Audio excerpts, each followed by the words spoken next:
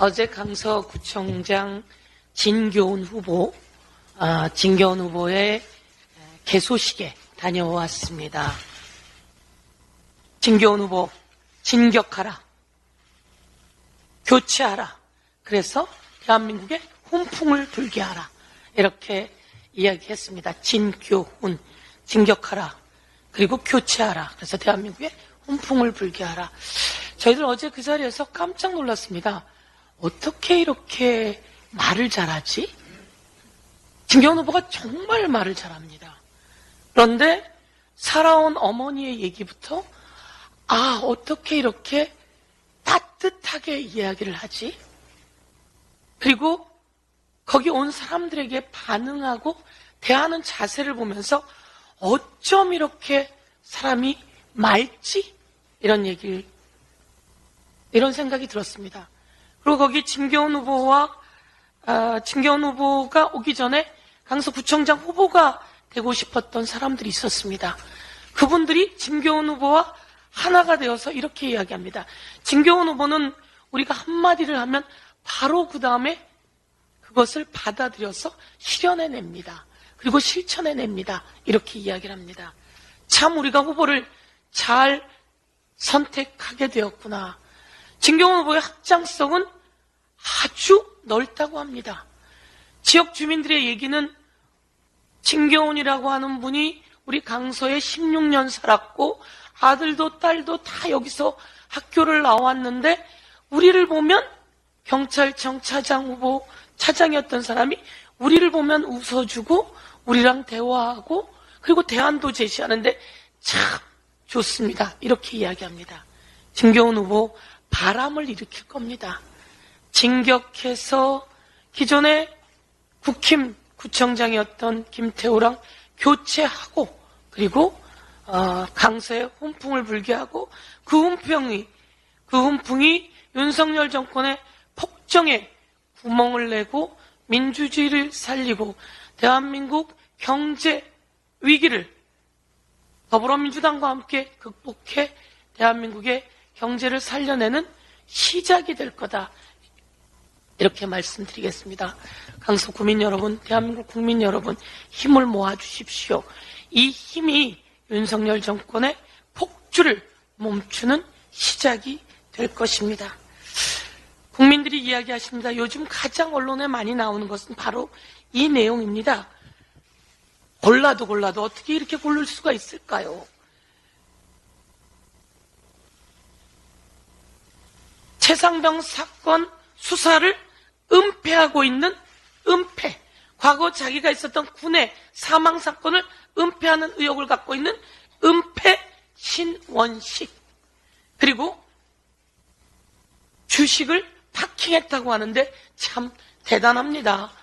몇 년 사이에 재산이 140억이 늘었다고 하면서 주식 파킹, 민폐를 벌리고 있는 김행. 그리고 과거 언론을 탄압하고 그리고 문화를 말살해 갔던 적폐, 이 은폐, 민폐, 적폐의 신원식, 김행, 유인총. 어떻게 이런 사람들을 장관으로 이렇게 골라냈을까요? 이렇게 고르기도 쉽지 않을 거다 이야기를 합니다. 바로 3패 후보라고 얘기하는데요. 그러면 국민 여러분, 언젠가부터 인사검증위원회가 바뀌었습니다. 인사검증단이 한동훈 법무부 장관 산하했습니다. 한동훈 법무부 장관은 그동안 인사검증을 어떻게 한 겁니까?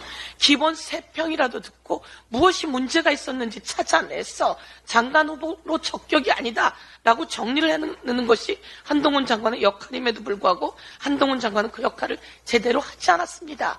장관 역할 방기로 한동훈 장관 자격 상실입니다. 그리고 이렇게 고르기 어려운 이런 사람들을 참 그렇게 골라내는 배후에는 누가 있는지 윤석열 대통령 다시 돌아보고 모두 사퇴시키고 모두 철회하고 국민 앞에 사과해야 합니다. 마지막 한 말씀만 더 드리도록 하겠습니다.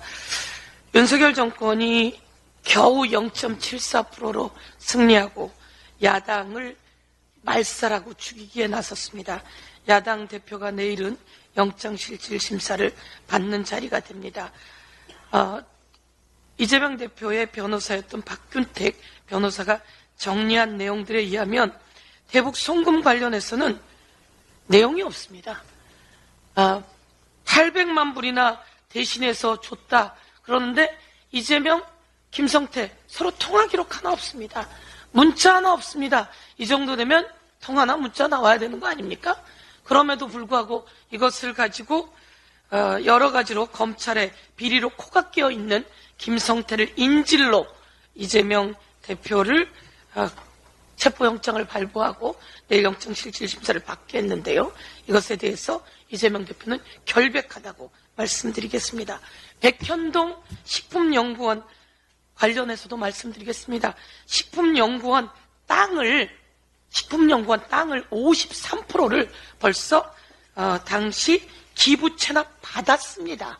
성남시가 이재명 대표가 53%나 기부 체납 받았는데 왜 더 안 받았냐고 요구를 합니다. 이것에 대해서 또한 결백함을 말씀드리겠습니다. 그리고 위증교사 이런 이야기 있는데요. 이와 관련해서는 정확하게 그 내용이 아니다라고 말씀드리겠습니다. 검찰은 이 과정에서 수사권을 남용했습니다. 400번 가까이 되는 압수수색을 하는 이런 예를 찾아볼 수가 없는데 검찰의 과잉 수사입니다. 그리고 검찰의 인권 침해입니다. 자꾸 소환하고 그리고 언론에 흘려서 망신 주고 그리고 마지막으로 경찰의 정치 수사였습니다. 조기 소환해서 비회기 때 체포영장 냈으면 됐음에도 불구하고 질질 끌다가 늦장 소환하고 회기가 돼서야 체포영장을 발부한 것은 이들의 정치적 수사였다. 그래서 법원은 증거인멸의 우려, 도주의 우려가 없고 방어권이 필요하고 제1야당의 당무 일정이 필요합니다. 이런 것을 잘 감안하셔서 현명한 판단이 내려지길 기대하겠습니다. 이상입니다.